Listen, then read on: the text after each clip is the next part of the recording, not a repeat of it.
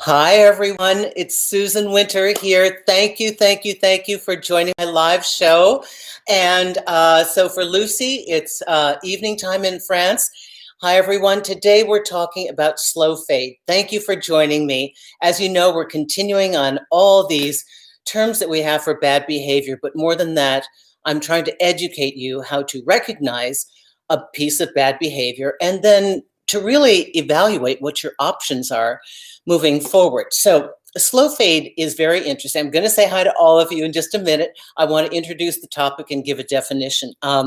So thank you for joining me.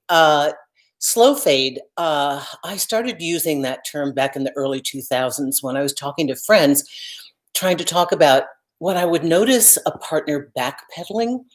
And there are certain characteristics to this that we're going to discuss today. It is the prelude to a breakup. But guess what?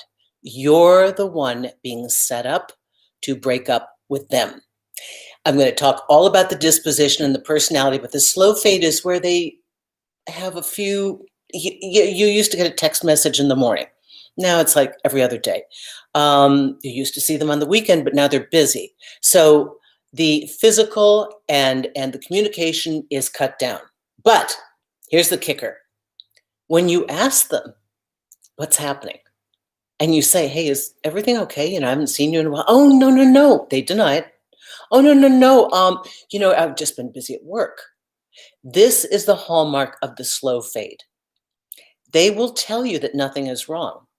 And so I want to go over each one of these patterns with you because you've got to know that they are backpedaling and setting you up to be so discontent that you dump them.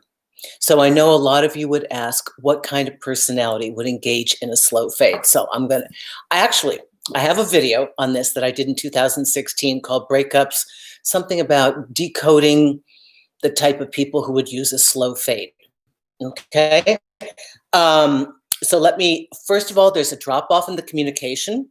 Your partner signals to you that all is good. And this is what's so frustrating because when your partner tells you all is good, that sets you up for hope. That sets you up for hope that, oh my gosh, I should continue. I need to keep investing in this. This is going somewhere. Isn't this wonderful? You rarely have in-person dates like you used to before. So this, again, is the kind of person who does this, you guys, is somebody who doesn't want to be labeled as the bad guy or bad girl. They're not malicious. They're not hateful. Truth is, they're just not into you anymore. And they've kind of passed that arc. But instead of having the courage to tell you, instead of being direct, even when you ask, you give them an out. You say, hey, if this isn't working for you, let me know. And they're like, oh, no, this is fine. I'm just busy, right? This is the frustrating thing. They don't like confrontation. That is a hallmark of the slow fade. They want what I call a great review. So this is my term. I call it slow fade because I've been watching it. Evidently now it's a thing. It's in Urban Dictionary, so I'm happy about all that. So, just understand they're not a malicious person.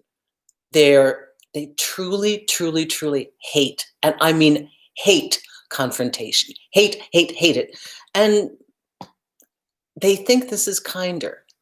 They actually think it is kinder to slowly kill you rather than doing it all at once. Okay, now I see the names are flying and I got to say hi. So for all of you that are impatient and you want to ditch it in the first 2 minutes because you want the explanation, you had your fill.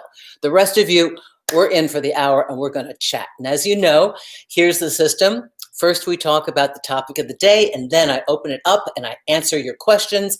And if you have something especially that you want me to read, put it in Super Chat. There are two little signals at the bottom left-hand corner of the stream here. One is a smiley face. That's a sticker. That's just like a, hey, how are you?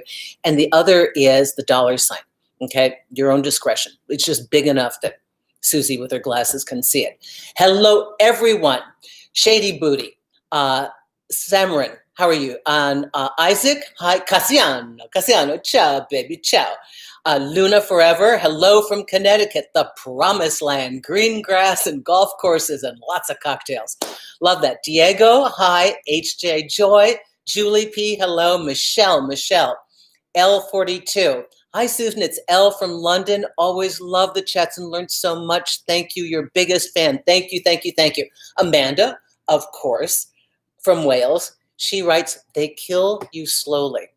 So all of you who follow me know I am a huge proponent of a clean cut. You know the story about Henry VIII, who sent away to a special God, I'm drawing a blank on the guillotine man, the swordsman, the guy that kills, right? And he, to get a clean blade for a clean cut. That's kind, right? So, hi, lots of names I can't hear. Oxymoron, B. Hi, B. Hello, hello. Let's see. Amal, hi. Anna, Kamal, Ronel, hi, hi. The executioner, thank you. Brain fart. Oh my God, you guys. that's a live show for you. How are you doing? Thank you, Amanda. So, let me talk about what happens here. Okay, understand that they want a good review. They want to be seen as the good guy. So this puts you in peril, everyone, because now you are on the precipice of, you're like on a knife's edge. Part of you is living in hope that maybe they are busy, maybe they really got broken up about their uncle that they haven't seen in 20 years, but their uncle died. Maybe it really is that project at work that's so important. So you start to give them a benefit of a doubt. Now, so what all of you are going to ask me is, where is the tipping point? How do you know the difference between giving them a fair benefit of a doubt, which I advocate, trust until proven otherwise, because if we can't give some level of trust and some level of leeway for stuff happening, we will always be reacting and bailing. So then the question becomes, where is that exact point that you say, okay, now I've seen enough. There is enough consistency in this bad behavior to realize that you are really pulling back. And here is the feeling you will have, that no matter what you've done, they've tried to please you by saying, oh, no, I'm aware of it. God, I know, I've just been horrible. I'm so sorry. I know you're mad. I'll do better. I promise. I'm so sorry. We'll fix it next time. Yeah, it didn't mean a lot. And they deny that they're leaving. I have a client right now, and I don't know why I didn't think of this when I was working with her. We tried everything to get this guy back on the beam, because it could be she's a little intimidating to him, so it could be that he's just terrified of her, So I had to try there before we did this. And I realize now that it's really a matter of, he tasted it, did it, done. That's a hard thing for us to admit to ourselves. It's not what we want to hear. What? Just a couple times with me and you're done? But it's me. How could you, right? So you're looking for the consistency in the break of the pattern. So the pattern was they text you, they call you, they see you, they make time for you.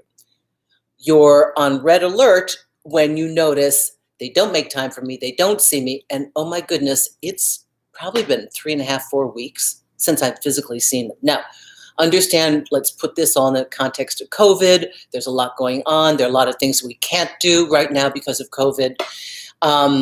But many of the cities are coming back.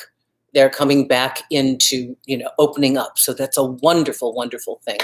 So we have to see, are they willing to work with us? Not just acknowledge, yeah, I understand that I've been busy, but are they making any concrete efforts to change that? That would be the difference between somebody that is actually busy and the person who is doing the slow fade.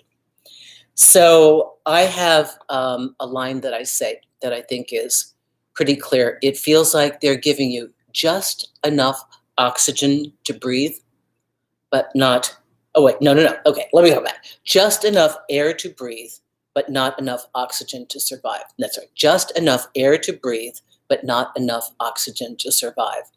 So it's really, really cruel.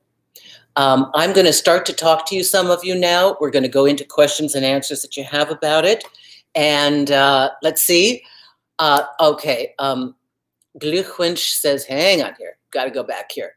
says, I don't understand the denying. Fine if you say it yourself, but if someone asks, a quick nod yes is not too much to ask for. I agree.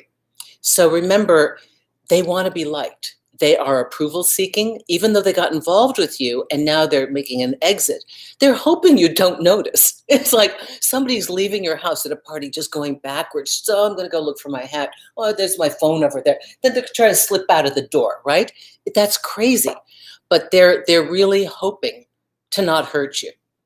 I don't know what they think. The rationale is they won't notice. Maybe they'll forget about me.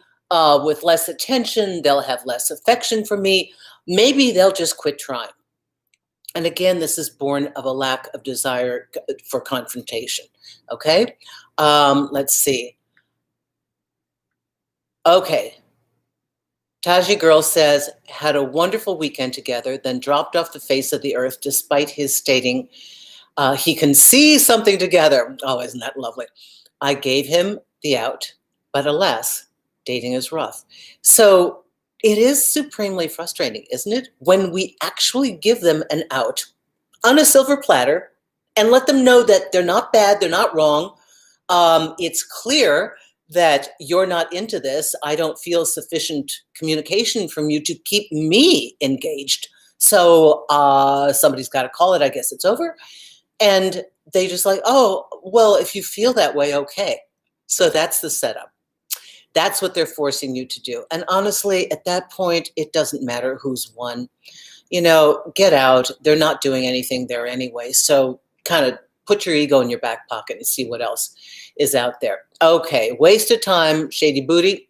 Easier said than done. Something happened to them in their childhood that makes them a coward.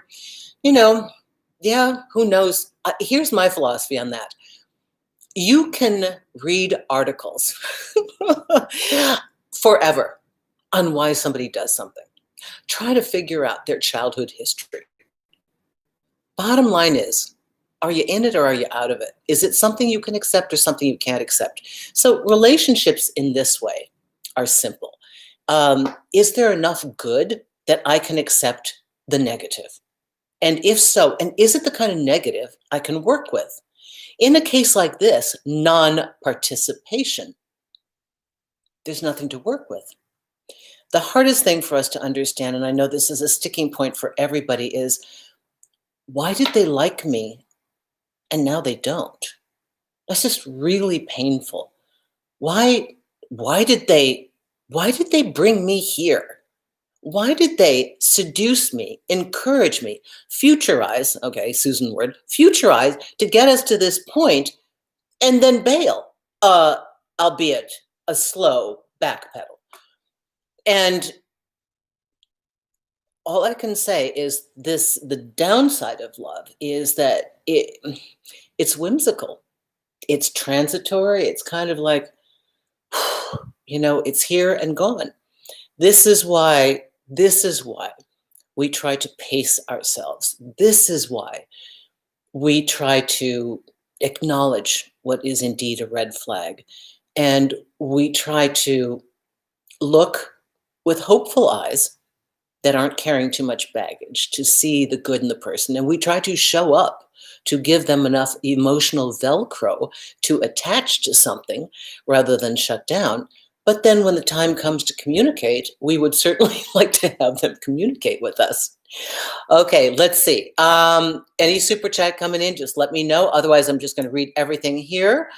I love it when you two are talking to everybody. Everybody's talking to everyone. Let's see. Okay. Sherry Corey.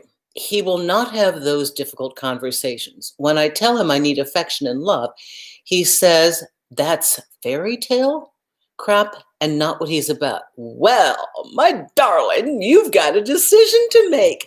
He's just told you, I'm not doing the dishes. It feels like work. I don't do that. So the question you need to ask yourself now that you have this important information because of his lack of willingness to participate in what you need to make you happy, do you really feel that you want this person? Is this somebody that you value? I know, here's the trap. We remember how they were. we're trying to pull them back to that place in the very beginning when they were oh so attentive.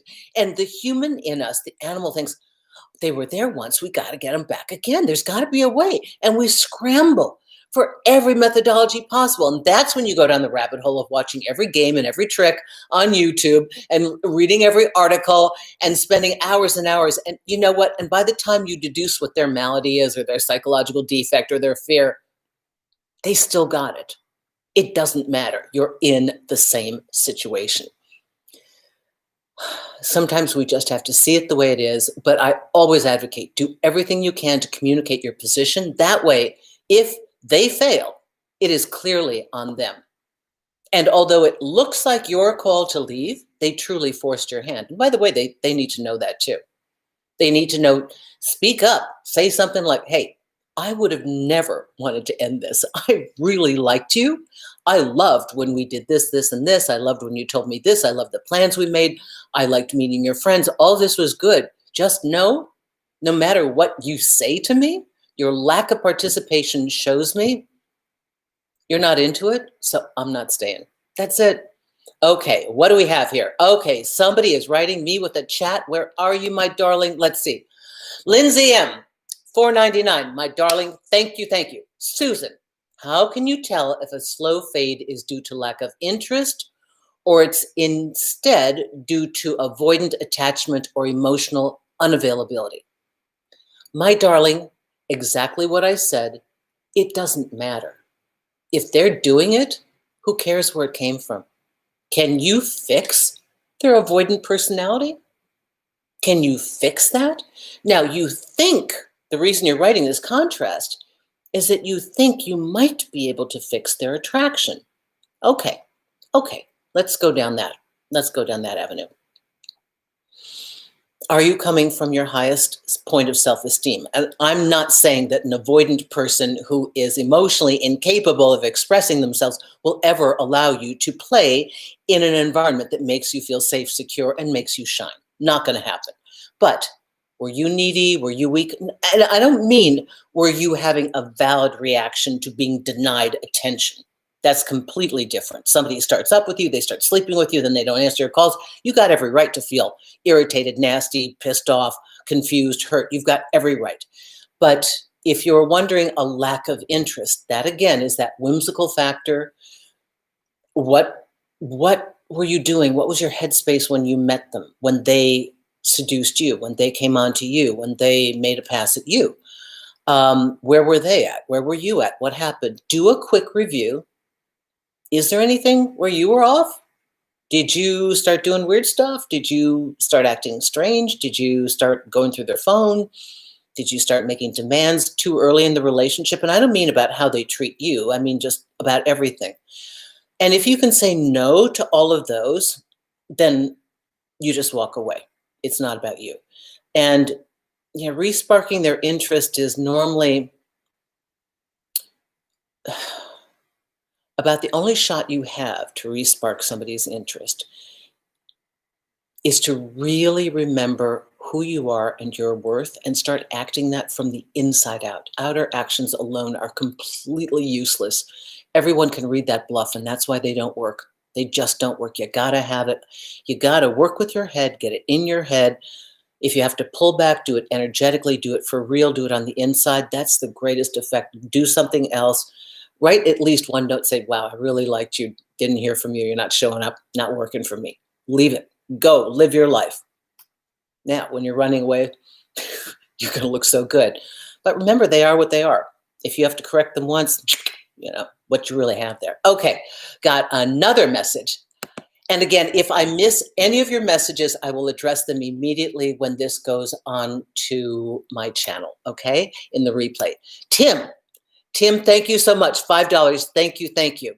He said he didn't want me in his life right now. God, I hate that when they use that word right now. That's just like, I know it's silly, but I keep latching on to, okay, right. I just read that. Yes, of course. It's so obvious. Am I reading too much into it? Yes.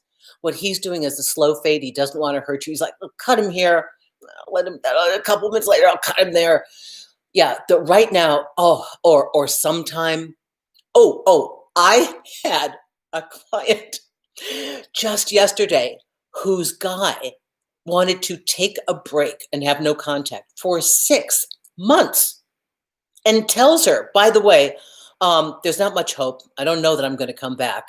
I wouldn't put a lot of stock in it, but I'm not going to contact. Then we'll see where we are. I'm like, what? What? He says the rules on how long he's going to evacuate, but you're supposed to be frozen on hold and waiting. I only say that because that was my first breakup experience. The guy told me to wait. I was so naive. I was so naive. If he said he loved me, I assumed he loved me. I didn't know. And I waited. And it was excruciating because I didn't have the tools I have now. We didn't even have the internet, for God's sake. So, I mean, it was just like that. This way, pop psychology wasn't even popular. So, I suggest, Tim, that hanging on to right now, here's my philosophy. When they're pulling away, you open the door and push them. Absolutely. I think now's not a time for either one of us. Nice to have met you. Goodbye. Okay. You push. I can't stand that when they think they're going to do it. Really? I mean, oh, jeez. That is so cruel. That's leaving you as an option in case they can't find somebody else. I mean, is that nice? So I hope that helps you, Tim. Okay, what else do we have here? Someone else. Oh, Jupiter, 1111. Oh, my goodness. She just sent $10 just to thank me. I thank you. Oh, my goodness. You guys, you are so great. Listen, if you want to be on my newsletter list so I can actually, talk to you, please go to my Facebook page, Susan Winter. There's a newsletter sign up, and that way I'll know who you are and I can I can communicate with you and we can talk, because sometimes I see you here and I don't know how to reach you, and I'd love to talk to you and love to include you in things. So thank you very much. 1111. Oh my goodness. I didn't even realize in my time I am doing 1111. So very cool. You guys are the best. Okay, so thank you. Now let me go and see, did I miss anybody? Nope, not yet. You are so kind. You guys are so good. So tell me your problems. What do we got here? I think I've done everybody so far on Super Chat. So now I'm just going to start reading. Feel free to say whatever you want to say. Brianna says, I'd rather a guy ghost me completely so I know it's over rather than him string me along for months, give me excuses, trying to fade away. Absolutely. Isn't it correct behavior? That's why, I didn't even know the work that I was doing. God, I didn't know for years. I have intro statements that I'd really worked on in a relationship. Like, here's what it is. Here's my control panel. Here's what it's like to be involved with Susan. So now's your time to bail if you want to, because I'm just telling you what it's going to be all about. And then I had during the relationship, and then I have exit, like all these things that I say to, try and help the person through it. And in a long-term relationship, if I was the one that left, I would feel, this is just me. It's your call on how you want to do it. But I would, I figured to myself, I got you into this. I helped you fall in love with me, so I got to help you out of it. And I would stay on the phone and listen to, use the phone, to, their pain, their anger, and agree and listen. And I'd take a beating because I wanted to. And I wouldn't do that in every situation. The one person I'm thinking about was such a good guy. And the reasons, I eclipsed him. He was younger and he could grow with me, but he couldn't ever be his own man. There was just too much of me. I was on FNN, the house on the golf course and the Corvette and the BMW, and it was just all me. And he didn't have a place to be. And I just, I had to do it. And then he found himself when he could come out from the shadow I had created. And I think it was the hardest breakup I ever did, because I had to walk away to do the right thing in that case. And we talked about it, and this is a great, wonderful person. But it was just that time and that place. There was too much of me and too little of him that had been developed. But I think talking it through is something that people don't like to do. Now, again, granted, I've done really long-term relationships, so you have to talk it out. In a lot of the liaison that people are having nowadays,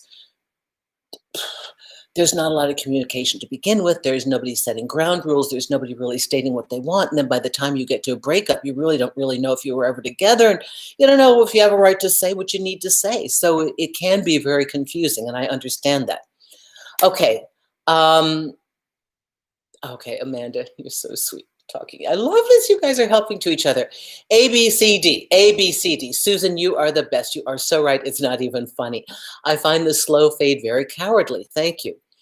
Yes, and again, let's remember, these are not bad people. They are at the point of not having enough confidence in themselves to, or courage, to step up and really speak to you. You might have noticed in the relationship, they didn't even fully show up. There could be a comparison here. They may have been that charismatic person that comes into your life and just blows you away, and they've got all the right moves. They say all the right things. Again, my belief, because they practiced it hundreds of times. And then it kind of goes, whoosh. And so remember, when this is more indicative of short-term relationships, of relationships that are situationships, of things that you haven't really. I mean, if you were in a committed relationship where you know each other's friends and family, or you're living together and somebody does this slow fade, it's like, what? Completely uncalled for. So it's kind of terrain of modern dating, and that's why it's so offensive. No matter how minimal our romantic design, it is incumbent upon us to show up as our highest selves and bring all of our tools with us. It could be a weekend hookup. Great. At least communicate, at least say what it is, thank them for their participation, be clear about what's happening next, and leave if you need to. Or, but no matter how small and insignificant, you can show up in an amazing way that allows all of you to be present and all of the skills you have. Because I think I think this is why there's so much sloppy dating. It's like, oh, it's just a hookup. Who cares? It's another human being that you're doing the most intimate act with. Of course, you should care, because you should care what the impact is. I mean, if I bump you and you fall down, and then you bump the other person, oh, my kinetic, oh, shite, damn it. Let's see. Okay, are you guys still with me? I just had a sign saying that my internet connection is unstable. I hope I'm still here with you guys. Let's see. Olympia, Elda, Susan, she said she doesn't want to be friends with benefits. Hang on. But we were partners. She just felt she doesn't want to be that, even if attraction is there. I missed the first part of this, Olympia, Elda. Hang on. She said she doesn't want to be friends with benefits, but we were partners. She just felt she doesn't want to be that, even if the attraction is there. I'm not sure what you're talking about here. I mean, I think there's more to it, and I caught this on the tail end. Do you want to be friends with benefits with somebody who is a former partner? That's kind of not right. That's a little selfish, don't you think, to be degraded like that? I mean, excuse me, not degraded so much as downgraded. The women that I know that have been married, that are older, they have a really hard time with being a girlfriend. Some of them, the more conservative ones do. It's like, oh, I had wife title. I'm not going to now just be a girlfriend. So I'm wondering, and I'm not trying to, like say bad you. I'm just trying to figure out where this lies. Is it? You know what? You got to write me on the page or something so I can deal with that, or call me on Magnifi, because I want to help you here, but I caught this. I just grabbed what I grabbed, and I think I caught this out of context. So I want to make sure I answer you properly. Okay, Amanda, slow fading is often about them manipulating you to do the finishing first. Yes, then they don't have to take responsibility. Absolutely. It's a con to make you break up with them. Yeah. So, that's the thing. We've got to know there's that, and I call it the thrashing period. And I put that once in a title of a post. of an article I had written, and Facebook blocked it because they thought it was like malicious and abusive content. But I call it the thrashing period because that's how I feel on the inside when you're at that point in the relationship where you feel, you already know, you're like, oh my God, I can sense something is off. There's a break in the pattern. They haven't felt right. They say it's okay. And we're right at this point where we are thinking, oh God, please don't be a slow fade. But do I stay in? Do I not? And that is the most uncomfortable. It can last anywhere from 2 minutes before you explode and you have to just blow up the bridge, or it can be 3 weeks where you try and ride it out. But here's one thing. If you have been getting excuses over and over and over again, then you need to know that there's just no excuse for the excuses at a certain point. Okay? Let's see here. Michelle loves. The person I was dating said he can't make plans with me because he doesn't know when he has his son and is waiting to hear from his ex. I told him I can't wait on her to make life plans. Yes! Very simple. One of the requirements of being together is being together. You know, I understand he might be saying the truth, but you know what, Michelle? How wonderful that you're like, would love to have dated you, would love to continue this, see a lot of hope in you, but I'm kind of not vibing with the fact that your wife is calling all the shots and leaving you so you can't date, because somehow in here you're not looking like the kind of man I can lean back on. So you may have saved yourself quite a lot of aggravation over the next year by getting a lot of involvement with somebody that couldn't show up. Okay, something here.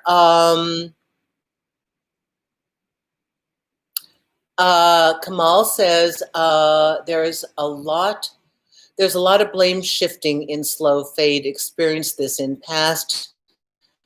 Not a good feeling at all. Yep. Joanna, hi. My ex was my first. 10 years later, he's in jail, about to be released soon. Is it wise to date him? Oh my God. He seems to be great. Wow. You're out of my territory here. I do not know what he was in for. I don't know the situation. I can only tell you proceed with caution. This is a person with a past. Employment is not so easy for those who've done jail time. This is kind of not my my specialty area. So I'm going to ask you to trust yourself. And if you've got solid, good friends and a mama who can tell you what to do, let them hear it too. Not saying it's bad and wrong, just saying you're kind of choosing a very specific lifestyle too. And be aware of that going in, okay? The thrashing period is the worst. It's all part of the slow fade. Been there, wasn't pretty. Thank you, Josie, for that. Okay, let's see. Here we have lovely. Myrna Rodriguez, 10 euros. Thank you. It's a cute little animal. I don't know if you guys can see it. It's absolutely adorable. Thank you. You guys, thank you. This is lovely. Now I'm still here answering your questions. Thank you so much for the contributions. Spearmint, I dated a guy one time this summer. Then he started to fade, but he still watches all my online activities, pics, and seems to be interested sometimes. Even said, let's see how this week is to perhaps meet, but I'm sure something you're going to say, but he didn't. So, but then when I asked today if we can see each other, he read and didn't respond. I have a hard time to move forward. Miss how good he was on the date. Seemed serious, charming, good kisser. Yeah, you got a show pony that just does one little performance here. So, when somebody has a history of slow fading on you or breaking up with you, and then you want to re-engage with them, you've got to be aware that you're setting yourself up. I know I've been seeing these things where they're like, should I date the person that dumped me? And the last video, you guys, that I did, the pre-formatted video where it's not live, it was like, should you go no contact with somebody who's dumped you? Well, of course it depends upon the circumstances, but the things are, if they've dumped you or they've let you down or they betrayed you, now they're snooping around social media they're haunting you or zombieing you or whatever they're doing. I mean, they're just, why all this covert activity? It's not that hard to text somebody, say, I'd like to see you. Let's get a cup of tea and sit by a park bench. I'm taping this during COVID, do whatever. It's not that hard. When you want to, you can do it. People move mountains when they're interested. So, I know you like this person, but again, you have framed the best moments you will ever feel with them. The kiss was wonderful because that's what they do well. The vibes were wonderful because they were turned on because they were capturing your attention. And then they leave. And that's it. Done. Game over. They caught you. They got what they wanted. And I don't mean it's that cut and dry. There's probably more layers to it. But if you really peel it back, those are the facts. And you want to go back in for more, even psychologically, to dream about them, to mentally ruminate over how great it was. I'm sorry for all of you that people do this. I am so sorry that people have bad behavior, but this is our chance to nip it in the bud. Okay, €5. Reebs R. Hi, Susan. Do you have any advice on how to stop craving male validation? It's probably not just male, my darling. Thank you so much for the £5. It's probably not just male. It's probably all validation. This is a long journey. And we are pretty much all approval-seeking animals, or we wouldn't ever do social media and make sure that we catch ourselves at the best angle. I don't know. Maybe I'm self-revealing here. But, everybody wants to be liked. It's normal. We're pack animals. We want to be liked. We want to be valued. It's a deeper question than that. I think that what would be great for you is to start looking at the situations that are most indicative of this male validation. Is it a certain kind of person? I'd like you to do some real analysis. For a couple weeks, make a journal. I'd like to know if the people that you're hoping will like you, are they a certain type? And if you get down to those characteristics, then ask yourself, is there anybody in my immediate family that I also feel the same with? A therapist can help you in this realm. Part of the awareness is great commendation for aware of it. Thank God you're aware of it. When you've pulled it from the unconscious to the forward, now we can work on it. That means you have to be attentive to it. And so what starts to happen is you start to look at things like this and go, oh God, there I go again. Am I seeking approval? At the end of the day, it would be great if everybody likes us, and we would prefer that. The truth is that we need to be okay with ourselves. Self-love is a long journey. Some of you have it, great. You were in, a home that taught it to you, brilliant, fantastic. For the rest of us, it has been hard won. I start with simply being in agreement. I want to start at something that I can achieve. Can I be generally okay with myself? Can I get behind the choices I've made? Yes, I can. Every choice I've made was made at the point in time where I had X amount of information to work with. Now, had I had what I was going to learn, 6 months down the line, maybe I wouldn't have made that decision. So we have to stop beating ourselves up for the decisions we made. We have to start looking at the patterns of behavior that we have and ask where we can improve, where we can get out of our own way. And in a case like yours, my darling, I suggest you work with somebody, a counselor if you're in school, and all of you, listen. I know that we're in a time where there's not a lot of in-person communication, but many colleges and universities have programs where you can get a counselor for almost nothing. Grad students that are doing great, great work and they need the hours, and you can get some wonderful counseling at a discounted rate. So I hope that helps you, Reese. Okay, I think we have another, let me see here, get some things out of here. Is there somebody else that I missed here? And if I missed you, I've got Myrna, I've got Reeves. Okay, here we go. Oh, Elle Bell. Hello, Elle Bell. How are you doing? $5. Thanks for everything, Susan. Thank you, guys. I really, really, really appreciate that. You guys are just the best. And let's see. I'm going to read the one above you.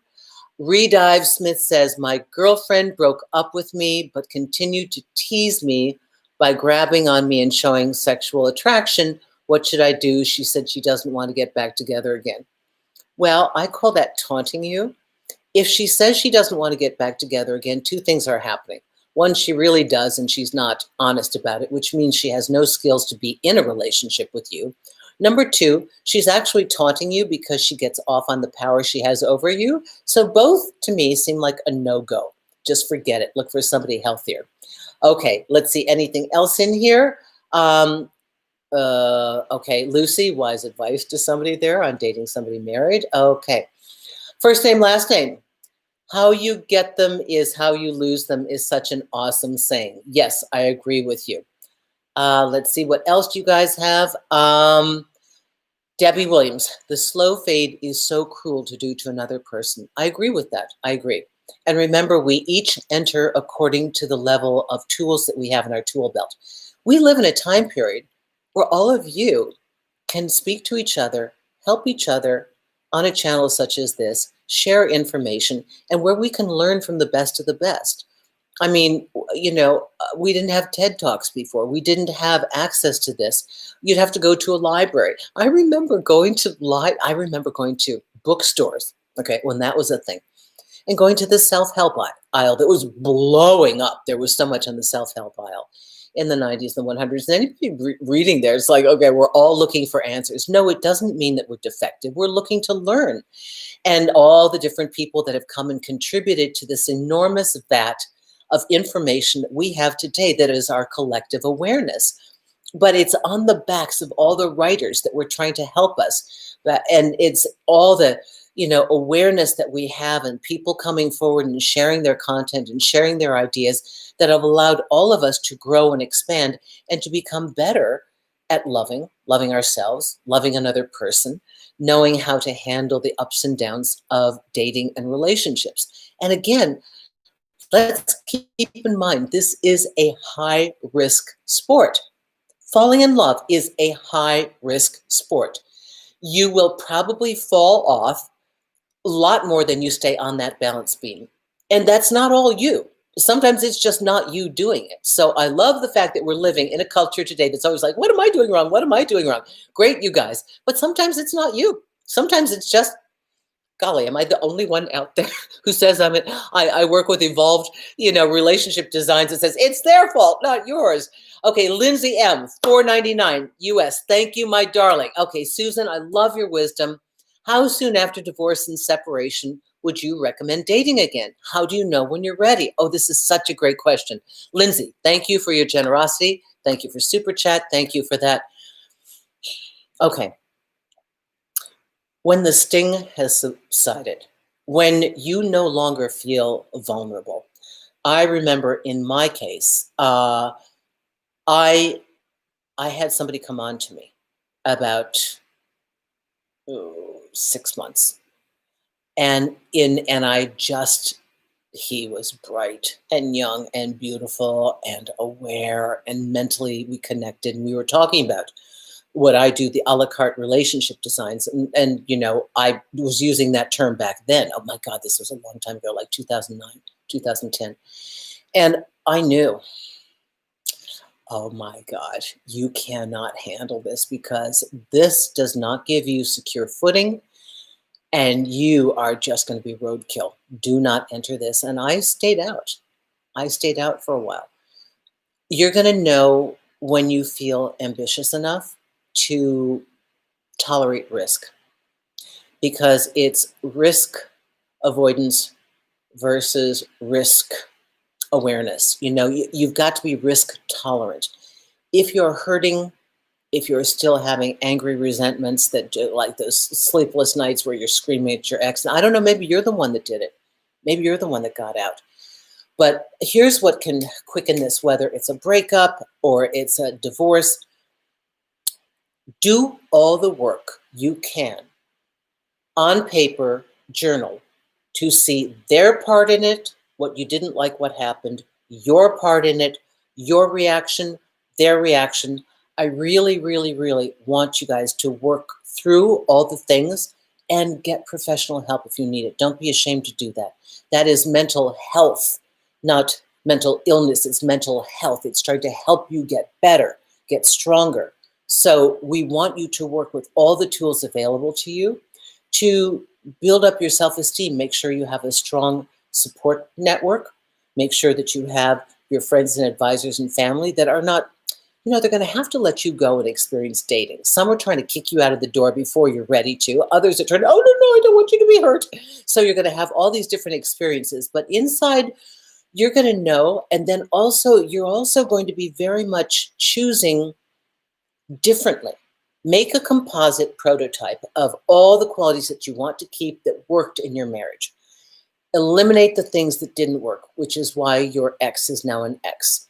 And then fill in their positive opposites. And that's what you're looking for this time.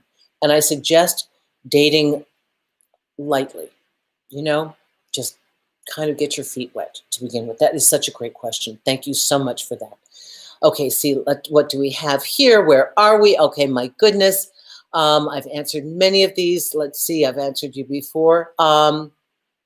Auburn says, hi, my ex-boyfriend wants us to be just friends with benefits. And whenever I try to talk to him about the issue, he says he doesn't want anything serious for the moment. Okay, that's the hook. For the moment, just like the other one that I read, for the moment, that's keeping you in place. That's got that little, that thing in your mouth, like the fish. I don't know how to handle my emotions. All right. We want your head to talk to your heart. They're both valuable. So we want your head to get very clear on the fact that you wanted one specific type of relationship. You wanted to be a partner. Now you have been demoted to a friend with benefits because your ex, I feel so mean, sorry, because your ex wants to get laid occasionally without any strings attached, without having to worry about if he has to call you back, without going to anything he doesn't want to go to, without being told that he's bad or wrong because he broke your heart or because he came late or because he called it off at the last minute. Your ex wants to get laid. That's it. And how convenient if it could be you with no problem that maybe he hurt you, offended you, or, has been cruel to you. Wouldn't that be easy? Why go out hunting if he can get you to sit down, wait, and just have you in a stall where he unlocks the stall, has his way with you and leaves? I'm sorry. It's a horrible image, but tell me it's different. Don't you feel pretty horrible about yourself? And sweetie, if you think that this is the way to get him back, oh my God, you are so wrong. All you are showing him is, yeah, I was right to devalue her. She went from girlfriend to friend with benefits very easily. Now she's my booty call. And friend with benefits is a really nice term. It's actually a booty call. Sometimes it has to, the cold water in the face has to wake you up. I'm sorry for that. Golly, I feel mean today. I'm sorry. I hope I haven't hurt your feelings, but you just got to see it for what it is. It's better to pull off the Band-Aid hard here, fast in some of these things than to have you suffer long term. And please forgive me for that. Okay, the collection. Facts. Yes. Lindsay, okay, thank you. Okay, you guys are talking to each other. This is wonderful. Kim333H, we like honesty. Very good. Okay, it's got to be honest. I don't know how to, let's see. Kanga started talking to this guy during lockdown and he was rushing things and I was overwhelmed. Yes, good. That's how you should feel that's a key sign when somebody is moving your pace too quickly to suit their agenda, you will feel overwhelmed. Overwhelmed is when you do not have enough information to make a rational decision, yet you are being forced to make a decision. And you continue, we met 4 times and he ghosted me. He said he wants out and I can't seem to get over it. Still waiting. Stop waiting. Stop waiting. He did what he was going to do. He rushed you because he was anxious to have an interaction. Not even going to ask you what happened because I probably suspect. We need to learn not to romanticize bad behavior and try and think it's something else. like, oh, they're confused. Oh, they're fearful. Oh, they didn't know what they wanted. Maybe they intimidated. Maybe I was intimidating to them. No, bad behavior is bad behavior. Now, a person can make an errant move. They can make a move that is not so good on the game board. The difference with somebody worth keeping and the difference with somebody that you could continue to love and try and work with is that they recognize it and they apologize and they correct it. Not just they recognize it, that's the slow fade, and acknowledge it, that's part of the slow fade, but they actually correct it. And if you don't see corrected behavior, you've got somebody you can't work with. I know you want to work with them. I know you wish, and I know you think, oh, I'm the one that can help them. I can show them how to do it. I'll teach them how to love. My love will heal them. No, no, no, no, no, no, no, no, no. If you want a 2 to 3 year project that ruins your self-esteem, where you spend your bank account talking to therapists, and where you feel horrible about yourself, wondering and waiting what they're doing when they're not with you, then go ahead. Date this kind of a person. But if you want to be healthy and happy, try to look for somebody that has somewhat of a skill set to be in a relationship. And even if they're not conscious of the fact that they have a skill set, how about trying with somebody that's an inherently good human being that doesn't want to hurt anybody and that has an ability to speak kind of honestly to you and say, gee, I'm really sorry. I didn't know you hurt. I kind of thought you didn't like me. Well, I don't know. I didn't think to invite you because those are really boring, conferences. And I didn't know you wanted to come. And yeah, I've got one in November. You want to come? Let's go. This is what I call a correction. And this is what you can work with. You need something you can work with. All right, let's see. We've got some more time. Let's get to some more questions here, everyone. Let's see here.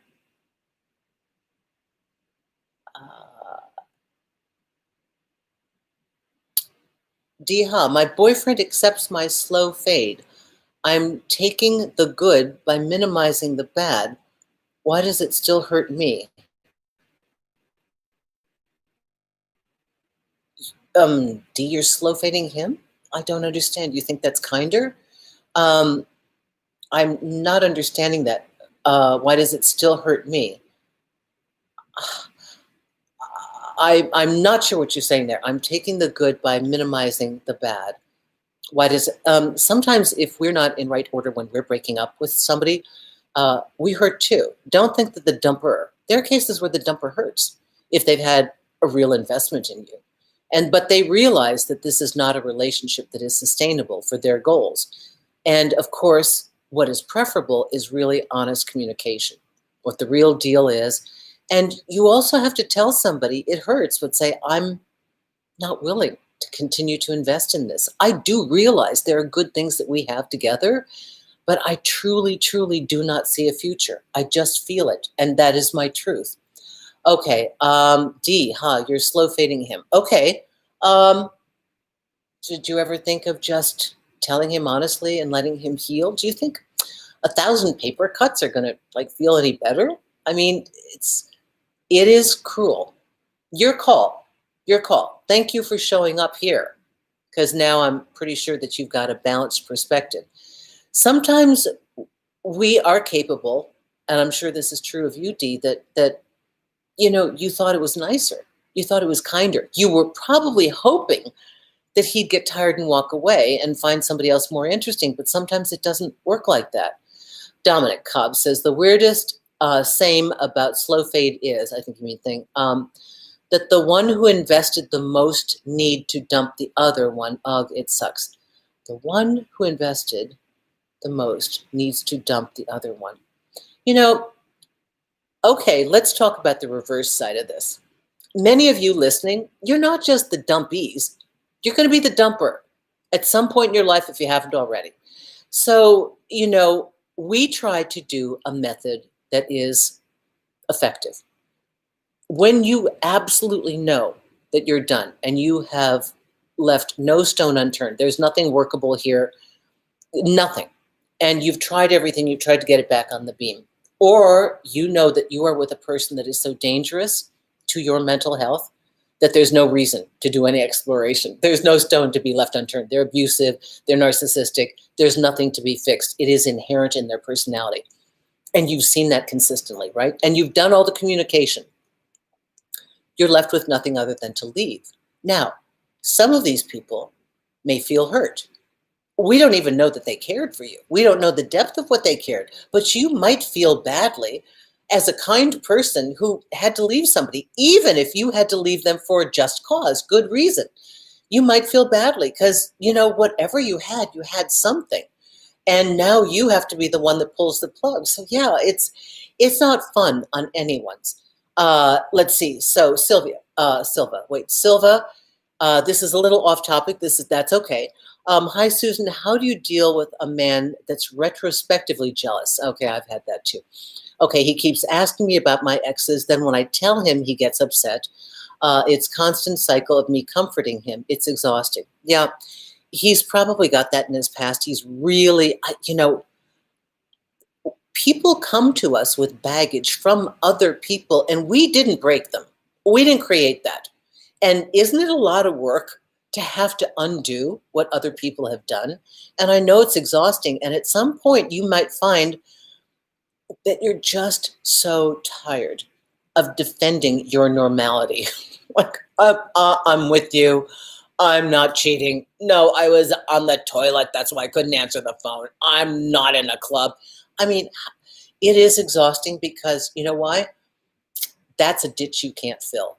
That is within this person. And maybe you have to lay down the ground rules and say, look, I like you. I want to be with you. You are exhausting me. I've got to pick up the pieces for the 2 girls that cheated on you before me, and I can't do it.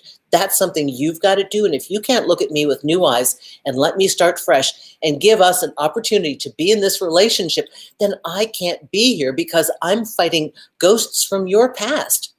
I can't do that. You got to fix that. If you fix that, we can be together. Yes, I know you're crying. Now you think I'm dumping you. Well, I may have to dump you. Just, Oh, that's a great question. Thank you for that. JC Ziffer. Hello, Ms. Winter. My first time on your live stream. Love your content and will watch replay later. Thank you. Thank you. Okay, so anybody else, if I missed any of your super chats, I will address it in the replay. Let's see. Lindsay, everyone, thank you so much. Hi there. Let's see. Yes. Susan, could you please help so I stop breaking hearts? Well, stop. Just stop. Stop breaking hearts. Why are you doing that? Do you think if you break enough hearts, your heart will be fixed? Doesn't work like that. Somebody gave you a boo-boo a long time ago. Mommy, daddy, somebody. Your first love, now you want retribution on everybody else. They didn't do it. So part of being a good citizen in this world is attending to our own personal evolution. And it is incumbent upon all of us to play our highest hand at all times. And for those of you that are still listening, because this is the end, and you got to love what Susan says in order to be here still, I strongly suggest that in everything we do, we endeavor to play our highest hand. And if we see that there's a part of our personality that we can amend that might create a ripple effect that's better. If you know you're breaking hearts, don't you think they're going to go a little broken into their next relationship? And I know, and you know what? I see the spark of goodness because you wouldn't write this if you didn't want to change it. But all I can tell you is that hurting another feels good in the moment, and the long-term karma is horrible. Any of you that have acted on impulse and shot a text back to somebody when you're mad, you can't take that back. And how many of you have blown up a bridge or hurt somebody really badly? And it really damaged that relationship forever. I've had some females do this to me in my time that, wanted to just got pissed off. I don't know, I was busy or whatever, and I told them I couldn't see them, and they just wanted, nope, not having it, not having it. You got that inside you. We could, the level we work on, you could talk to me. When I see that come out, don't need that. So we try. None of us are perfect. I bet half of you hate confrontation too. And I bet you slow faded people. I've slow faded people. I have too, but we try to catch it. When we know, now we know. And then we can try to play a cleaner hand. And it's scary and uncomfortable admitting that we want to break up. It's scary and uncomfortable admitting that, like, nobody wants to say, I don't want to be your friend anymore. None of us want to say that. I've tried every way around this. I've tried brutal honesty. I've tried backpedaling. Oh my God, I've tried every method. Sometimes people don't get it. There are times that people just don't hear what you're saying. And I'm sure that some of you listening out there, maybe you have to ask yourself this question. A small percentage of you, did they keep telling you they didn't want you, telling you they didn't want you, and now they just keep backpedaling and slow fading you because you just didn't hear them? Did you do that to somebody because you just didn't want to say that's it? So, let us just try to deal with whatever we can improve within ourselves. And, being honest with ourselves is step number one. And then that gets us to step number two, which is to be honest with somebody else. Oh my goodness, we've gone overtime. This is a lively group today. J.R. White. Question, is it ever normal to have a relationship where one partner pays for everything almost always? Thanks. Well, yeah, I think, husbands did that in the 1950s and before. I think what you want to ask me is, you would have never asked this question if you didn't feel that your tank were on empty. This is the same, and it goes with friends with bar tabs, and it goes with friends picking up. My girlfriend and I go back and forth to pick up the check. I would just, I never notice who's ahead. So, because our relationship is good. Your real question to me is, why do I feel that I'm not getting what I'm giving? You wouldn't ask this if your tank were full. Whomever this person is not really loving you in a way you want to be loved. That's why you suddenly feel the discrepancy. We don't keep tabs when all is good, folks. We start noticing it when our internal accountant notices that our total is going down and now we're in negative numbers. That's when we notice it. You guys have been an awesome, awesome audience. I'm going to get off. Let's see. I want to thank all of you. Oh, B, right. Okay, you're so sweet. I've worked with B. She says, you are one of the best, most honest psychologists I've ever listened to. You guys, I'm not a psychologist. I was an opera singer. I thank you so much. No, I'm not trained. You got to know this. I'm a person just like yourself who had an extraordinary series of experiences that kind of pushed me into a place where it appears I happen to be of some value and I happen to be able to help people, which makes me very happy. I appreciate that, my darling. If I were a psychologist, you would have been getting an insurance claim and you could have written it off. Let's see. You guys are absolutely, Tim, thoroughly enjoyed this, Susan. Nothing but love. Tim, love to you too. Thank you so much for, your commentary. Zen Maiden, happily married, my darling, wonderful woman. Thank you, thank you, thank you. See, subscribers, this is a lady that was paying attention and the videos helped her. She's happily married. I love you. I adore you. Oh my gosh, thank you so much. All of you, thank you so much, everyone. Classically trained. Yes, I was an opera singer. Love from Germany. Thank you, Dominic, Judith. Thank you, Rima, everybody. I guess I better sign off. I could be here all day talking to you. You guys are the best. We've got a couple more topics for you. And then I think I might shift into generic love advice. What do you think? Love, love, love to all of you. Be ready to know that you speak wisely and from the heart. That's why I said that. Thank you. So, you did know that. Okay, thank you, honey. Yes, she knew that I wasn't a psychologist. Thank you. Raina, everyone. Ziffer, thank you. Everyone. Chi, thank you. Love from Thailand. Everyone, thank you. Yes, thank you, thank you. Love all of you. Okay, take care, everyone. Have a brilliant day and the rest of your week. Thank you so much for joining me. If you want to work with me, SusanWinter.net, consultation page, Magnifi by the minute or by 45 minutes. Thanks, everyone. Bye-bye now.